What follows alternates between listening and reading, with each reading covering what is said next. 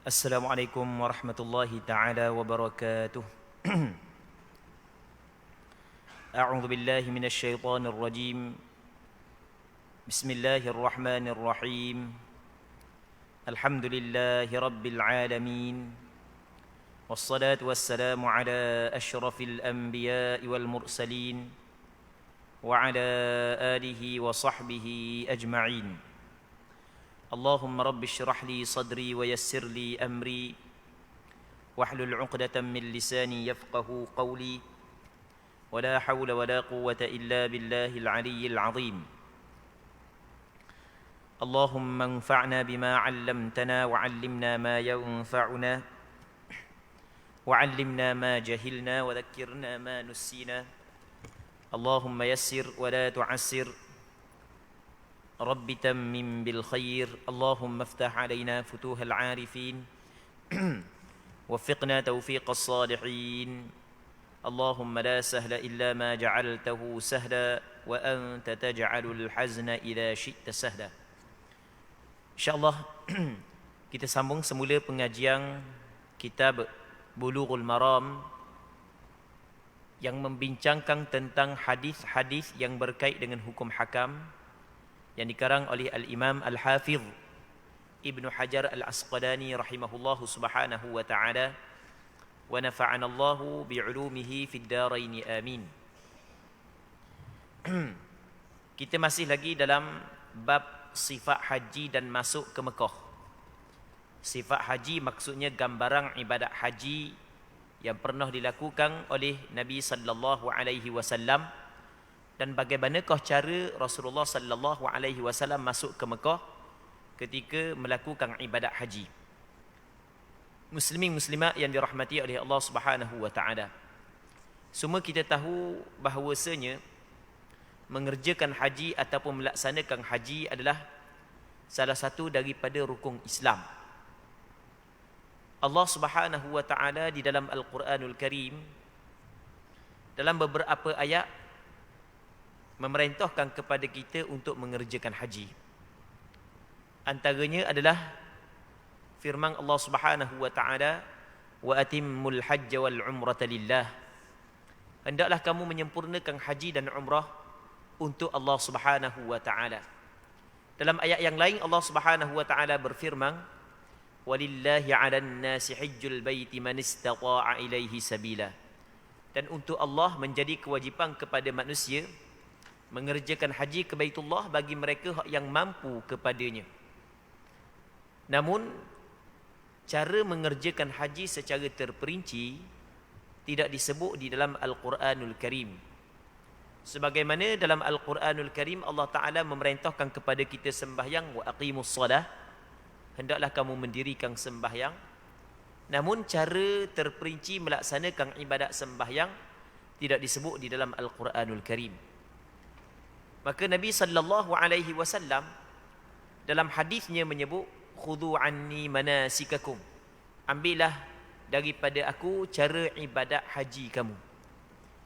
Maka dalam hadis yang diceritakan oleh Sayyidina Jabir, hak sambungan kita pada malam ni, hadis yang ke-762 daripada kitab Bulughul Maram, hadis yang panjang, yang mana Sayyidina Jabir, seorang sahabat Rasulullah, menceritakan secara terperinci lagu mana cara Rasulullah sallallahu alaihi wasallam mengerjakan ibadat haji.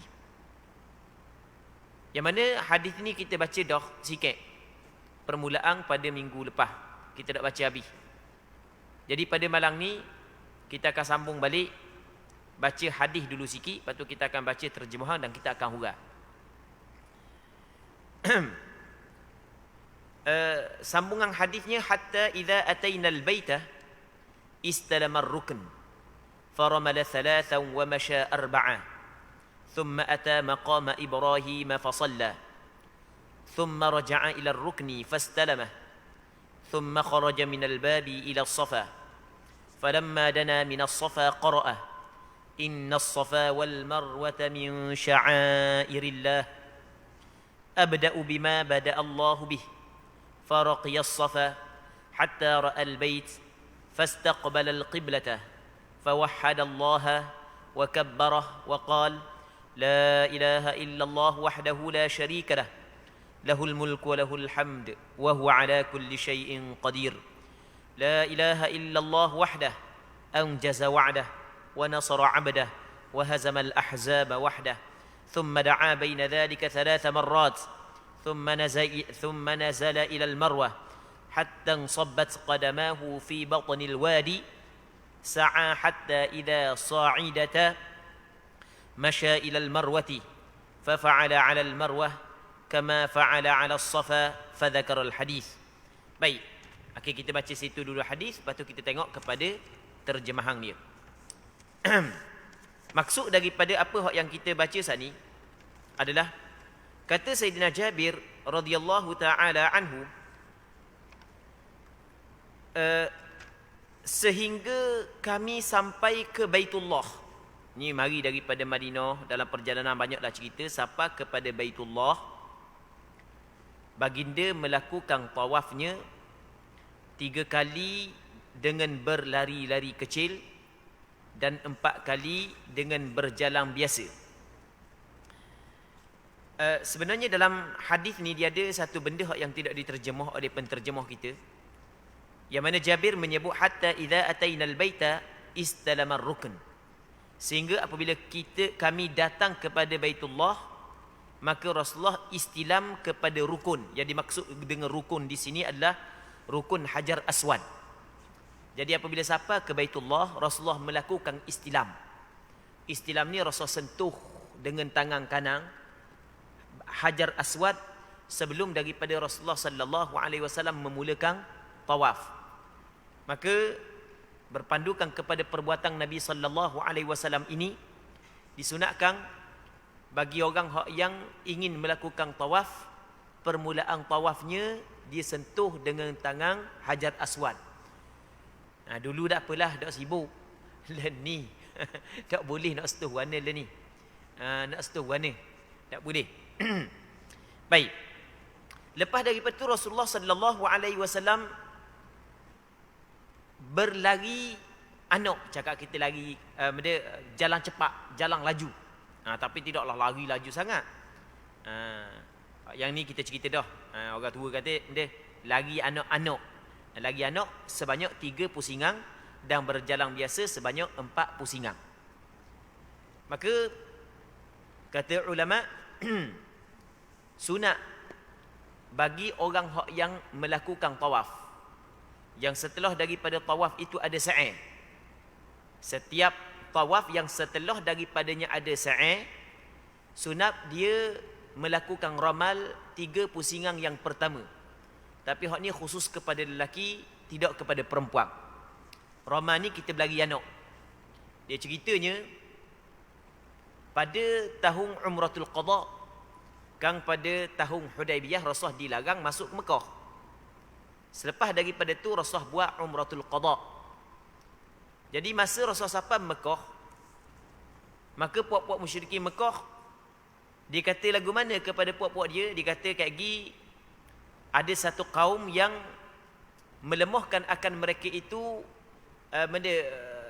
demang daripada Madinah. Maksudnya dah perjalanan jauh, letih apa semua sekali, dah ogok dah. Jadi apabila Rasulullah sallallahu alaihi wasallam dengar puak-puak musyrikin Mekah saat itu mengatakan orang-orang yang bersama dengan Rasulullah datang ke Mekah dalam keadaan dah ogok, jauh perjalanan, maka Rasulullah sallallahu alaihi wasallam memerintahkan kepada para sahabat supaya berlari, nak tunjuk kuat, bukan setakat berlari, bukan tunjuk body ni tunjuk body, alik kanan. Dia sunat bagi orang yang sampai di Mekah, dia masa dia nak buat tawaf saat itu dia buka body sebelah kanan. Baik. Jadi Rasulullah berlari sampai ke puak-puak musyrikin Mekah, duk tengok, oh, kita ingat dah ogok dah jalan jauh, rupanya gagah lagi. Dah mari daripada jauh sampai Mekah, berlari pula 3 pusingan. Baik. Selepas daripada itu berlakunya tahun Fathu Makkah. Lepas daripada itu Rasulullah sallallahu alaihi wasallam mengerjakan Hajatul Wada'. Ketika Rasul datang ke Mekah untuk mengerjakan Hajatul Wada', boleh dikatakan ramai dah penduduk Mekah memeluk Islam. Dan Mekah saat ni itu boleh kepada Islam dah. Tetapi tetap Rasulullah sallallahu alaihi wasallam melakukan perkara yang sama apa yang Rasulullah sallallahu alaihi wasallam lakukan ketika Rasulullah buat umratul qada. Baik. Jadi Rasulullah sallallahu alaihi wasallam pusing 3 pusingan. Yang pertama ketika tawaf dalam keadaan Rasulullah berjalan laju. Baik, berlari anak. Sebanyak 3 pusingan.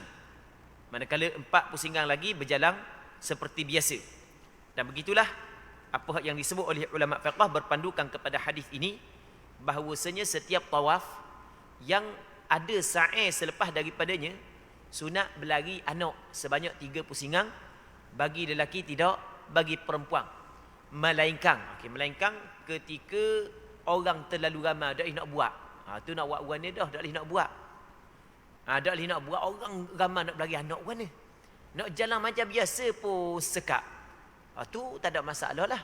Sebab ada keuzuran untuk melakukan perkara hak yang pernah dilakukan oleh Nabi sallallahu alaihi wasallam. Setelah daripada itu kata dia, sesudah itu Rasulullah sallallahu alaihi wasallam mendatangi maqam Ibrahim dan mengerjakan solat. Dia maqam Ibrahim sebagaimana hak yang kita sebut pada minggu lepas, dia macam sarang burung gitu, hak yang warna bentuk warna emas tau. Itu dipanggil maqam Ibrahim. Yang mana di situ ada batu hak yang Nabi Ibrahim jejak ketika Nabi Ibrahim membina Kaabah pada suatu ketika dahulu. Dalam riwayat yang lain menyebut, selepas daripada Rasulullah sallallahu alaihi wasallam mengerjakan tawaf, Rasulullah sallallahu alaihi wasallam membaca ayat Al-Quran, wattakhidhu min maqami Ibrahim musalla. Iaitu maksud dia adalah hendaklah kamu menjadikan daripada maqam Ibrahim itu tempat sembahyang. Maqam Ibrahim di dalam ayat ini sebenarnya ulama berbeza pandangan, ulama tafsir berbeza pandangan. Pandangan hak yang masyhur, maqam Ibrahim yang dimaksud dengan ayat ini, hak yang Allah Taala suruh kita jadikan ia sebagai tempat sembahyang adalah maqam Ibrahim hak yang seperti warna emas, hak yang macam gesarang burung, hak yang macam yang berwarna emas. Jadi comel lepas daripada kita tawaf, kita sembahyang di belakang maqam Ibrahim, iaitu sembahyang sunat tawaf sebanyak 2 rakaat sebagaimana hak yang dilakukan oleh Nabi sallallahu alaihi wasallam. Baik. Cuma kalau orang terlalu ramai, tak apalah nak buat warna. Tak boleh takkan nak pergi sembahyang atas orang. Pernah orang nak sembahyang pula warna. Tekah orang buat haji kok, pernah orang tak nak sembahyang situ, tak apalah, sembahyang di tempat lain. Maksudnya ketika kita tidak boleh sembahyang sunat tawaf di belakang maqam Ibrahim, tetap sunat kita sembahyang sunat tawaf pada tempat-tempat yang lain. Baik. Seterusnya kata dia lagi, lalu kembali ke rukun Hajar Aswad dan mengusapnya. Jadi Rasulullah sallallahu alaihi wasallam setelah daripada sembahyang, sebelum Rasulullah pergi kepada Safa, Rasul pergi semula kepada Hajar Aswad. Rasul istilam, Rasul sentuh balik tangan. Maka sebab itulah ulama mazhab Imam Syafi'i menyebut bahawasanya disunatkan kepada orang yang mengerjakan haji setelah daripada dia melakukan tawaf qudum, ni dipanggil tawaf qudum ni, dia sebelum daripada dia pergi ke Safa untuk melakukan sa'i, sunat setelah daripada dia tawaf, sebelum daripada pergi sa'i, dia pergi pula kepada Hajar Aswad dan dia melakukan istilam. Istilam ni maksudnya sentuh dengan tangan kanan Hajar Aswad. Barulah dia bertolak ataupun pergi kepada Safa. Kemudian keluar daripada pintu Masjidil Haram menuju ke Safa. Setelah dekat dengannya, baginda membaca firman Allah Subhanahu wa taala, "Innas Safa wal Marwata min sya'airillah." Rasulullah sallallahu alaihi wasallam baca ayat tersebut. Surah Al-Baqarah ayat 158. Maksudnya sesungguhnya Safa dan Marwah itu adalah di antara syiar Allah. Apa makna syiar? Tanda-tanda bagi agama Allah, tu makna syiar. Sesungguhnya Safa dan Marwah adalah di antara tanda-tanda kepada agama Allah. Maka setiap syiar agama Allah, syiar Allah dituntut untuk kita memuliakannya. Orang yang memuliakan syiar Allah tidak lain dan tidak bukan ialah kerana ada takwa di dalam hati dia. Allah Subhanahu wa taala berfirman dalam Al-Quranul Karim, "Wa man yu'azzim sya'airallah fa innaha min taqwal qulub." Sesiapa yang memuliakan syiar-syiar Allah, maka sesungguhnya ia daripada takwa yang ada daripada di dalam hatinya. Sebab itulah kita kena memuliakan segala perbuatan ibadat haji kita kalau kita mengerjakan haji. Kerana semuanya adalah syiar Allah. Begitu juga kita semayang, ni termasuk dalam syiar agama, tanda-tanda agama Allah Ta'ala. Kita kena muliakan. Kita kena buat, mengerjakan apa jua yang berkait dengan tanda agama Allah dengan perasaan yang penuh memuliakan perkara tersebut. Baik. Seterusnya katanya, baginda bersabda, "Aku akan memulakan daripada apa yang dimulakan oleh Allah." Dalam riwayat yang lain menyebut, "Ibda'u bima bada'allahu bi." Mulalah dengan apa yang Allah Ta'ala mulakan dengannya. Muslimin muslimat yang dirahmati oleh Allah Subhanahu wa taala. Jadi Allah Subhanahu wa taala dalam Al-Quranul Karim menyebut sesungguhnya Safa dan Marwah adalah daripada syiar Allah Subhanahu wa taala. Maka Allah Subhanahu wa taala memerintahkan kepada orang yang mengerjakan haji dan umrah melakukan sa'i di antara Safa dan Marwah. Maka ketika para sahabat ingin melakukan sa'i di antara Safa dan Marwah, maka para sahabat bertanyakan kepada Rasulullah sallallahu alaihi wasallam, kita nak mula daripada Safa ke nak mula daripada Marwah? Maka kata Nabi sallallahu alaihi wasallam, "Abda'u bima bada'allahu bih." Aku akan mula dengan apa hak yang Allah Taala mula, ataupun mulalah dengan apa hak yang Allah Taala mula. Jadi dalam Al-Quranul Karim kalau kita tengok, Allah Taala mula dengan Safa, barulah Marwah. Innas Safa wal Marwah. Sesungguhnya Safa dan Marwah. Maka sa'i saat itu dimulakan dengan Safa. Sapa di Marwah, daripada Marwah sapa kepada Safa sebanyak 7 pusingan. Baik. Itu maksud aku mula dengan apa hak yang Allah Subhanahu wa taala mula. Katanya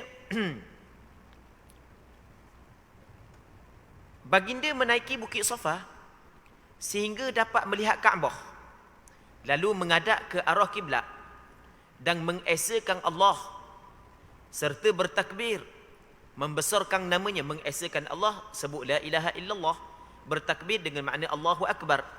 Kemudian Rasul mengucapkan la ilaha illallah wahdahu la syarika lah, lahul mulku wa lahul hamd wa huwa ala kulli syai'in qadir, la ilaha illallah anjaza wa'dah wa nasara 'abdah wa hazama al-ahzaba wahdah. Baik. Cerita ni lagu mana muslimin muslimat yang dirahmati oleh Allah Subhanahu wa taala. Jadi Nabi sallallahu alaihi wasallam setelah daripada selesai tawaf, maka Rasul sembahyang sebanyak 2 rakaat di belakang maqam Ibrahim. Setelah tu Rasulullah pergi istilam kepada Hajar Aswad. Lepas tu Rasul keluar melalui pintu Masjidil Haram, naik di atas bukit Safa. Dia dulu ada satu bukit yang nama dia Bukit Safa. Di belakang bukit Safa ada bukit lebih besar, nama dia bukit, ataupun orang Arab kata Jabal Abi Qubais. Jabal Abi Qubais, kalau kita tengok belakang Safa saat itu ada istana raja. Itu dipanggil Jabal Abi Qubais. Dulu tinggilah. Baik, itu yang pertama. Manakala Marwah juga adalah bukit. Yang di belakang dia bersambung ni, belakang dia maksudnya dia sikit, lepas tu ada bukit yang lebih besar lagi. Jadi Safa ni adalah permulaan bukit Jabal Abi Qubais. Manakala Marwah adalah permulaan bukit yang dinamakan sebagai bukit Qu'ayqi'an. Di sana ada bukit Qu'ayqi'an yang di belakang bukit Marwah. Okey, tak payah ngapalah nama-nama dia ni. Tak penting pun ngapa nama. Yang mana sekarang ni tak ada belaka dah. Sekarang ni tak ada belaka dah. Marwah bukit sikit, lepas tu bukit besar lepas daripada dia adalah bukit Qu'ayqi'an. Muslimin muslimat yang dirahmati oleh Allah Subhanahu wa taala. Dia pada asalnya Mekah dikelilingi oleh bukit. Jadi apabila Allah Taala memerintahkan kepada Nabi Ibrahim alaihi salam supaya membawa isteri dia Hajar dengan anak dia Ismail ke Mekah, tinggal di situ, dan Nabi Ibrahim meninggalkan sedikit buah tamar dan sedikit air.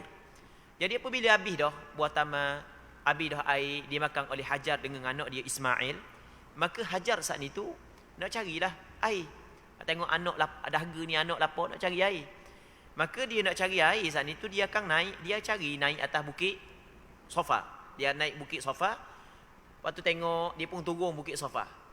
Dia kawasan turun bukit Safa tu dia panggil ada satu lembah. Ada lembah. Jadi siapa di lembah saat ni tu, dia tak nampak anak dia yang dia tinggal tengah tu. Kat Kaabah tu. Dekat dengan Zamzam tu. Telaga Zamzam tepi Kaabah je. Baik, dia tak nampak anak dia. Jadi apabila dia nampak anak dia masa ketika dia duduk bawah lembah, maka dia berlari. Dia berlari, naik sikit ke kawasan tinggi, nampak anak dia, lega sikit, lepas tu pergi jalan sampai ke bukit Marwah. Begitulah sampai ke 7 kali. Akhirnya dia bunyi suara. Bunyi suara, dia dapati malaikat Jibril mengeluarkan air Zamzam di bawah kaki Nabi Ismail alaihi salam. Jadi oleh kerana pengorbanan Hajar dalam menurut perintah Allah Subhanahu wa taala, dan pernah Siti Hajar saat itu berlari di antara Safa dengan Marwah sebanyak 70 singang untuk mencari air untuk dia dan anak dia, maka Allah Subhanahu wa taala memerintahkan kita melakukan perkara yang sama sehingga hari kiamat, memperingati pengorbanan yang pernah dilakukan oleh keluarga Nabi Ibrahim dalam melaksanakan tuntutan daripada Allah Subhanahu wa taala agar setiap hamba Allah Subhanahu wa taala sanggup berkorban sebagaimana hak yang pernah dilakukan oleh keluarga Nabi Ibrahim dalam menjalankan tanggungjawab kita sebagai hamba Allah Subhanahu wa taala. Baik, kalau kita pergi pada hari ini, Allahu Rabbi, Mekah memang kawasan hak yang ataupun tempat hak yang bangunan tinggi-tinggi saja. Kalau kita pergi sekarang lah ni. Tapi suatu ketika dahulu tempat itu tempat yang tak ada benda. Tak ada penduduk. Tapi Allah Ta'ala memerintahkan kepada Nabi Ibrahim, hantar Hajar dengan anak dia Ismail yang masih lagi kecil, duduk situ. Dan Allah Ta'ala jaga dia. Akhirnya sampai ke sekarang penuh penempatan. Rebut pula orang nak pakat duduk situ. Rebut pula orang nak pakat tinggal di situ. Baik, Muslimi muslimat yang dirahmati oleh Allah Subhanahu wa Ta'ala. Katanya baginda menaiki bukit Safa sehingga dapat melihat Kaabah. Sebab itulah kata ulama, ketika kita nak melakukan sa'i, maka hak yang comelnya kita naik kepada bukit Safa. Lepas tu kita hadap kepada Kaabah sehingga kita dapat melihat Kaabah. Kalau sekiranya dapat nampaklah. Sebab dia kadang-kadang apabila melakukan ada pembinaan di sana, kita dak nampak Kaabah. Jadi dak nampak Kaabah, kita naik jugalah. Kita naik tinggi. Dia bukan mesti naik tinggi. Naik tinggi ni hukum dia adalah sunat sahaja. Baik. Katanya lalu menghadap ke arah kiblat dan mengesakan Allah la ilaha illallah serta bertakbir Allahu akbar. Kemudian Rasulullah sallallahu alaihi wasallam baca la ilaha illallah wahdah la syarikalah lahul mulku wa lahul hamd wa huwa ala kulli syai'in qadir. La ilaha illallah anjaza wa'dah wa nasara 'abdah wa hazamal ahzaba wahdah. Ni kita lah ni kalau dak ngapal pun tak apa, kita buat buku. Tapi sebaik-baiknya kita ngapal lah. Benda ni bukan payah sangat. Ingat aje. Hafal. Tiada Tuhan yang berhak disembah selain Allah Ta'ala semata-mata. Tiada sekutu baginya. Semua kerajaan dan segala puji hanyalah miliknya Allah. Dan dia yang maha kuasa ke atas segala sesuatu. Tiada Tuhan yang berhak disembah selain Allah. Dia telah melaksanakan janjinya. Maksud dia Allah Ta'ala melaksanakan janjinya. Dia berjanji untuk memberi pertolongan kepada Rasulullah sehingga Rasulullah dapat membuka dan menakluk kota Mekah dan menolong hambanya. Yang dimaksud dengan hambanya di sini adalah Nabi Muhammad sallallahu alaihi wasallam, dan mengalahkan sendiri golongan yang bersekutu. Maksudnya dalam peperangan Ahzab, Allah Subhanahu wa taala mengalahkan musuh tanpa melalui peperangan yang sengit. Kalah gitu je musuh. Pakat balik kampung belaka. Seraya mengucapkan doa di antaranya dan mengucapkan sebanyak 3 kali. Perkara hak yang kita baca saat ni, Rasulullah sallallahu alaihi wasallam baca sebanyak 3 kali. Ni sunat belaka. Kalau orang tak baca, maka taklah tidaklah sampai ke tidak sah sa'i dia. Cuma dia telah meninggalkan perkara hak yang disunatkan. Seterusnya katanya kemudian turun daripada Safa menuju ke Bukit Marwah. Ketika menginjakkan kedua telapak kakinya di perut lembah, baginda jalan cepat. Dan ketika mulai naik ke Bukit Marwah, jalan biasa. Ketika sampai di atas Bukit Marwah, baginda sallallahu alaihi wasallam melakukan perkara yang sama seperti yang baginda lakukan di atas Bukit Safa. Jadi apabila Rasul turun daripada Bukit Safa, sampai di satu tempat, yang tempat tersebut dulu wadi. Wadi ni lembah, kawasan hak yang curang. Kan kita di antara dua bukit dia ada kawasan hak yang laluan air. Yang kawasan laluan air memang curang lah. Jadi sampai tempat tu Rasul berlari. Sebab ni Rasul sallallahu alaihi wasallam berlari kerana memperingati perkara hak yang pernah dilakukan oleh Hajar. Dan kita cerita dah tadi, Hajar apabila sampai tempat tu dia nampak dah anak dia, dah nampak anak dia. Kerana kawasan tu kawasan curang. Jadi seorang perempuan, anak lapar, dia pun lapar, nak cari air tapi anak jauh daripada mata, jadi dia akan cepat-cepat lah. Jadi dia berlari. Dia berlari ketika tu dia berlari. Lepas daripada lembah naik balik atas, maka dia akan jalan seperti biasa. Sekarang ni tak ada paman di lembah, tak ada belaka dah. Cuma dia buat benda, dua lampu hijau. Kalau kita pergi sa'i tu dua lampu hijau. Dua lampu hijau tu adalah tempat hak yang dikatakan sebagai lembah, hak yang kata Hajar saat itu berlari situ. Dan Rasul berlari situ untuk memperingati perbuatan hak yang pernah dilakukan oleh Hajar suatu ketika dahulu. Jadi sebab itulah sunat bagi lelaki, tidak bagi perempuan, berlari. Berlari situ, berlari kuat. Berlari kuat. Di antara dua lampu hijau, tengok lampu hijau tahulah. Tengok tempat orang berlari, berlarilah. Tapi jangan tengok orang berlari sajalah, mekang. Lepas daripada lampu hijaunya berlari juga. Kawan ni senok perut, nak berok. Kita ingat dia berlari sebab sunat. Jadilah gitu. Muslimin muslimat yang dirahmati oleh Allah Subhanahu wa taala. Seterusnya kata dia lagi, ketika sampai di atas Bukit Marwah, Nabi sallallahu alaihi wasallam melakukan perkara yang sama sebagaimana hak yang Rasulullah sallallahu alaihi wasallam lakukan ketika Rasulullah sallallahu alaihi wasallam berada di atas Bukit Safa. Rasul baca la ilaha illallah, Allahu akbar, la ilaha illallah wahdahu la syarikalah, sebagaimana hak yang kita baca tadi sebanyak 3 kali. Baik. Setelah daripada itu baginda sallallahu alaihi wasallam, Jabir radhiyallahu taala anhu melanjutkan lagi, yang antara lain disebutkan bahawa ketika hari Tarwiyah tiba mereka berangkat menuju ke Mina. Okey, hak tu kita tidak baca lagi lafaz hadis. Baik, kita baca lafaz hadis. Wa fihi falamma kana yawm at-tarwiyati tawajjahu ila Mina wa rakiba Rasulullah sallallahu alaihi wasallam wa shalla biha adh-dhuhr wal 'asr wal maghrib wal 'isha wal fajr thumma makatha qalilan hatta tala'at asy-syams fa ajaza حتى أتى عرفة فوجد القبة قد ضربت له بنمرة فنزل بها حتى إذا زاغت الشمس أمر بالقصواء فرحلت له فأتى بطن الوادي فخطب الناس ثم أذن ثم أقام فصلى الظهر ثم أقام فصلى العصر ولم يصلي بينهما شيئا. Baik, maksud dia katanya Sayyidina Jabir melanjutkan lagi ceritanya, yang antara lain disebut bahawa ketika hari Tarwiyah. Hari Tarwiyah adalah hari yang ke-8 daripada bulan Zulhijjah. Kita hari ke-8 dipanggil hari Tarwiyah. Hari ke-9 hari Arafah, hari ke-10 hari Raya. 11, 12, 13 tu dipanggil hari Tashriq. Tu dipanggil hari Tashriq. Jadi pergerakan Rasulullah sallallahu alaihi wasallam dalam melakukan ibadat haji, dia bermula pada hari yang ke-8 daripada bulan Zulhijjah. Jadi hari ke-8 Rasulullah sallallahu alaihi wasallam mula dah berangkat menuju ke Mina. Jadi selesai hak yang duk cerita tadi, lepas daripada Rasulullah sa'i, lepas tu Rasulullah sallallahu alaihi wasallam pergi di suatu tempat yang tidak jauh lah, di satu bukit, di satu tempat di Mekah tu, tidak jauh lah daripada Kaabah. Rasul duduk situ lah.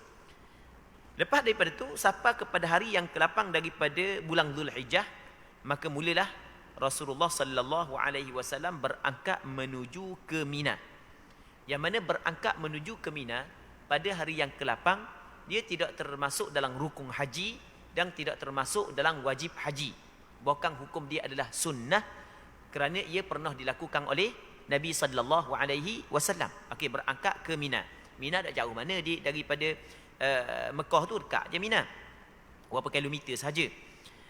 Baik. Dan Nabi sallallahu alaihi wasallam naiki untanya pergi ke Mina. Di Mina baginda sallallahu alaihi wasallam mengerjakan solat zuhur, asar, maghrib, isyak dan subuh. Jadi sebelum daripada Rasulullah bertolak ke Arafah untuk wukuf di Arafah pada hari yang ke-9 daripada bulan Zulhijjah, Rasulullah tinggal di Mina sekejap. Dia tinggal di Mina pada hari yang ke-8, hukum dia adalah sunnah. Dan Rasulullah duduk di Mina, dan Rasulullah sembahyang zuhur di Mina, asar di Mina, maghrib di Mina, isyak di Mina, subuh di Mina. 5 sembahyang Rasulullah sallallahu alaihi wasallam sembahyang di Mina. Dan orang hak yang nak buat haji, hak ni antara benda hak yang sunat. Tapi kalau sekiranya kita terikat dengan syarikat ataupun terikat dengan jemaah, maka nak buat kita tidak mampu untuk buat. Kalau kita buat diri bolehlah, kalau kita duduk sana tak apalah, kita bebas. Tapi kalau kita ikut orang ni, kena buat macam orang buat ah. Kita tak buat diri lah. Jangan ngamuk nak buat pula. Jadi kalau sekiranya orang tak bawa, jangan ngamuk, jadi susah kat orang. Baik. Muslimin muslimat yang dirahmati oleh Allah Subhanahu wa taala. Katanya kemudian Rasulullah sallallahu alaihi wasallam diam sebentar lepas daripada sembahyang subuh. Rasulullah duduk sekejap sehingga matahari terbit. Apabila keluar matahari, lalu bergerak menuju ke Arafah. Barulah Rasulullah bergerak menuju ke Arafah. Setibanya di sana, baginda mendapati ada kemah kecil telah dibuatkan untuknya di Namirah. Dia dekat dengan Arafah, tepi Arafah. Dia dah masuk Arafah lagi. Tepi Arafah sana tu ada nama tempat, nama dia Namirah. Sekarang ni ada masjid di situ, Masjid Namirah. Baik, di Namirah saat itu, Rasulullah dapati ada kemah yang para sahabat telah buat untuk Nabi sallallahu alaihi wasallam. Maka Rasulullah berhenti dalam kemah tersebut, berehat dalam kemah tersebut. Lalu baginda turun dan berehat di dalamnya ketika matahari telah tergelincir. Sebab dia masuk waktu wukuf di padang Arafah apabila gelincir matahari pada hari yang ke-9 daripada bulan Zulhijjah. Ni hari ke-9 dah hari ke-9 dah. Jadi sebelum Rasulullah sampai di Namirah, sebelum daripada Arafah, tepi Arafah je. Baik. Belum lagi gelincir matahari. Sampai awal lagi. Jadi Rasul rehat dalam kemah tu, rehat dulu. Baik, bukan rehat sajalah, ada dia zikir-zikir dan doa-doa yang Rasulullah sallallahu alaihi wasallam baca dah. Baik. Sebab Rasulullah sallallahu alaihi wasallam sentiasa berzikir kepada Allah fi kulli ahyani, pada setiap keadaan Nabi sallallahu alaihi wasallam. Jadi Rasulullah keluar daripada kemah tersebut ataupun keluar meninggal Namirah saat itu, pergi kepada Arafah setelah daripada gelincir matahari. Gelincir matahari ni maksudnya masuk waktu zuhur. Masuk waktu zuhur, mulalah Rasulullah sallallahu alaihi wasallam bergerak pergi ke Arafah. Arafah ni nama tempat, Namirah nama tempat, Mina nama tempat. Ni nama-nama tempat belaka. Dan kalau orang pergi umrah ni, orang pergi umrah biasanya kita akan buat ziarah lah, ziarah luar Mekah. Antara tempat yang kita ziarah, Namirah lalu je, Arafah turun. Baik, tempat orang ziarah belaka ni. Baik, ni nama tempat lah. Baginda sallallahu alaihi wasallam lalu Rasulullah bergerak menuju ke Arafah. Setibanya di sana, yakni di Arafah, baginda menjumpai lalu baginda turun dan berehat di dalamnya. Ketika matahari telah tergelincir, baginda memerintahkan agar Al-Qaswa. Al-Qaswa ni adalah nama kepada unta Nabi sallallahu alaihi wasallam. Rasul memerintahkan kepada Al-Qaswa dipersiapkan untuknya. Lalu diletakkan pelana. Lepas tu Rasul pun naik. Baginda mendatangi perut lembah, lalu berkhutbah kepada kaum muslimin. Jadi sampai di situ Rasul pun berkhutbah. Sesudah itu azan diserukan. Begitu pula dengan iqamahnya. Lalu solat zuhur, selanjutnya diserukan iqamah untuk solat asar. Baginda sallallahu alaihi wasallam tidak mengerjakan solat apapun di antara keduanya. Jadi apa yang disebut oleh ulama muslimin muslimat yang dirahmati oleh Allah Subhanahu wa taala adalah sunat bagi orang yang mengerjakan haji melakukan jamak takdim ketika dia berada di Arafah. Kerana Nabi sallallahu alaihi wasallam melakukan jamak takdim di antara Zuhur dengan Asar. Cuma jamak takdim di antara sembahyang Zuhur dan Asar bagi orang yang mengerjakan haji di Arafah saat itu, ulama berbeza pandangan sebab benda Rasulullah sallallahu alaihi wasallam buat kerana benda Rasul buat jamak. Sebab pada asalnya setiap sembahyang perlu dilakukan di dalam waktu masing-masing. Tidak boleh kita nak buat jamak melainkan ada keuzuran yang diizinkan oleh syarak. Jadi Rasul sembahyang jamak takdim di antara Zuhur dengan Asar ketika di Arafah sebab dia Rasul buat jamak. Ada sebahagian daripada ulama mengatakan bahawasanya sebabnya adalah bermusafir. Ini pandangan mu'tamad dalam mazhab Imam Syafi'i. Sebab bermusafir. Jadi bermakna mana-mana orang yang buat haji tapi dia tidak bermusafir. Maksudnya dia bermukim di Mekah lama dah. Dia sampai awal dah Mekah. Dia tak musafir ya. Nah, sebab daripada Mekah sampai ke Arafah tidak sampai pun 2 marhalah, dekat je. Baik, dia tidak dikirakan melakukan permusafiran yang jauh, maka tidak boleh dia melakukan jamak di antara Zuhur dengan Asar ketika dia berada di Arafah. Begitu juga di antara Isya dengan Maghrib dengan Isya ketika dia berada di Muzdalifah lagi. Dia tak boleh. Baik. Bahkan mesti dia kena buat setiap sembahyang dalam waktunya kerana dia tidak ada keuzuran yang boleh dia buat jamak. Namun ada sebahagian daripada ulama lain, mereka berpandangan bahawasanya Rasulullah melakukan jamak di antara Zuhur dengan Asar ketika berada di Muzdalifah di Arafah adalah kerana ibadat haji. Maka setiap orang yang melakukan haji sama ada dia bermusafir ataupun tidak boleh dia buat jamak ketika dia berada di Arafah. Jadi sekarang ni ulama berbeza pandangan. Sekali lagi ya, kita kena sebut sekali lagi. Rasulullah buat jamak. Sekarang ni memang jelas dalam hadis yang diriwayat daripada beberapa orang sahabat Rasulullah sallallahu alaihi wasallam. Hadis yang sahih menyebut Rasulullah melakukan jamak takdim di antara Zuhur dan Asar ketika Rasulullah berada di Arafah. Begitu juga Rasulullah buat jamak di antara Maghrib dan Isya ketika Rasulullah berada di Muzdalifah. Lepas daripada ini kita akan tengok. Jadi cuma ulama kaji. Rasulullah buat jamak saat ni itu atas alasan dia. Sebab pada asalnya tidak boleh kita membuat jamak 2 sembahyang dalam satu waktu tanpa ada sebarang sebab yang diizinkan oleh syarak. Melainkan apabila ada keuzuran yang diizinkan oleh syarak. Jadi ulama bincang, Rasul buat jamak ni sebab dia Rasul buat jamak. Majoriti ataupun pandangan mu'tamad yang dipegang dalam mazhab Imam Syafi'i bahawasanya jamak di padang Arafah sama juga jamak di Muzdalifah adalah jamak kerana bermusafir. Kerana Rasulullah bermusafir. Rasul masih lagi dikirakan orang yang bermusafir. Maka atas pandangan ini dapat kita memahami hukum bahawasanya orang yang boleh buat jamak di Arafah sama juga di Muzdalifah adalah orang yang bermusafir. Manakala orang yang telah bermukim di Mekah ataupun sekitarnya sampai masa dia pun pergi di Arafah, maka tidak boleh dia buat jamak di sana kerana dia tidak bermusafir. Maka ini pandangan mu'tamad dalam mazhab Imam Syafi'i. Di sana ada pandangan yang kedua yang mengatakan bahawasanya sebenarnya jamak di Arafah dengan jamak di Muzdalifah bukan kerana bermusafir tetapi kerana melaksanakan ibadat haji. Maka atas pandangan ini bahawasanya setiap orang yang mengerjakan haji sama ada dia bermusafir ataupun tidak, maka boleh dia buat jamak di antara Zuhur dengan Asar dan Maghrib dengan Isya ketika dia berada di Arafah ataupun Muzdalifah. Muslimin muslimat yang dirahmati oleh Allah Subhanahu wa taala. Katanya lalu kembali menaiki kenderaannya sehingga sampai di tempat wukuf.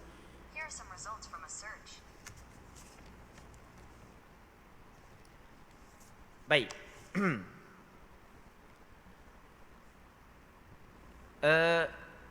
Lalu kembali menaiki kenderaannya sehingga sampai di tempat wukuf.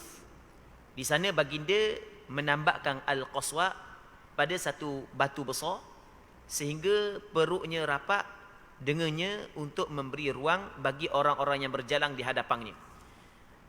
Muslimin muslimat yang dirahmati oleh Allah Subhanahu wa taala. Dalam hadis ni Sayyidina Jabir menyebut bahawasanya apabila Rasulullah sallallahu alaihi wasallam selesai dah, apabila Rasulullah sallallahu alaihi wasallam selesai dah sembahyang jamak Zuhur dan Asar, dalam hadis ni Sayyidina Jabir menyebut bahawasanya Rasulullah tidak sembahyang di antara sembahyang Zuhur dengan Asar sesuatu sembahyang pun. Okey, Rasulullah sembahyang Zuhur, lepas tu terus sembahyang Asar. Cakap kita buat jamak takdim. Dan Rasulullah tidak sembahyang di antara sembahyang Zuhur dengan Asar sembahyang sunat. Yang biasanya selepas daripada sembahyang Zuhur Rasulullah sembahyang sunat rawatib. Tapi ketika melakukan jamak Rasulullah sallallahu alaihi wasallam tidak sembahyang sunat rawatib. Sebab itulah ulama mazhab Imam Syafi'i menyebut di antara syarat jamak takdim adalah mesti kena muwalak di antara sembahyang yang pertama dan sembahyang yang kedua. Tidak boleh kita menceraikan di antara sembahyang yang pertama dengan sembahyang yang kedua dengan melakukan sembahyang sunat di celahnya. Bukan setakat sembahyang sunat, bahkan duduk diam sahaja pun tidak boleh. Bagi orang yang ingin melakukan sembahyang jamak takdim, selepas daripada sembahyang Zuhur, dia terus mesti kena sembahyang Asar selalu. Kalau dia melewatkan sembahyang Asar sehingga putus mualak, maka tidak boleh lagi dia buat sembahyang jamak takdim. Jadi panjang lagi. Jadi 3 kali dah kita baca kan. Jadi payah sikit nak baca kan. Sebab kita tengok hadis lagi, kita tengok terjemahan lagi kan. Sebab kadang-kadang terjemahan saat itu tidak bertepatan dengan apa yang disebut di dalam hadis. Sebab kadang-kadang kena buka pula lafaz hadis, betul tak terjemahan gini. Jadi untuk malam ni kita rasa sini dululah pertemuan kita. Kita mengharapkan ada manfaatnya. Kita berdoa kepada Allah Subhanahu Wa Taala agar Allah Subhanahu Wa Taala memberkati majlis ilmu yang kita adakan pada malam yang mulia ini. Wallahu Subhanahu Wa Taala a'la wa a'lam. Allahumma haqqiqna bittiba'i nabiyyika Muhammadin sallallahu alaihi wasallam zahiran wa batinah. Allahumma ij'alna mimman yastami'una al-qawla fayattabi'una ahsanah. Wa sallallahu ala sayyidina Muhammad wa ala alihi wa sahbihi ajma'in. Walhamdulillahi rabbil alamin.